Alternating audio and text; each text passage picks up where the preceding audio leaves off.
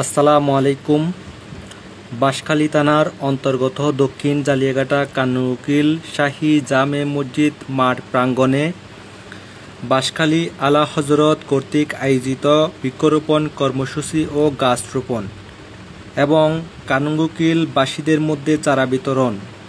এই চারা বিতরণ অনুষ্ঠানে প্রধান অতিথি হিসেবে উপস্থিত ছিলেন অত্র সংগঠনের প্রধান উপদেষ্টা ইঞ্জিনিয়ার মোহাম্মদ শাহজাহান, মৌলানা মমতাজুল হক নাইমি সাহেব এবং আরও উপস্থিত ছিলেন অত্র সংগঠনের সভাপতি মৌলানা আব্দুল হামিদ সাহেব এবং অত্র সংগঠনের প্রাণ জনাব আক্তার সাহেব এবং অত্র সংগঠনের সিনিয়র সদস্যবৃন্দ।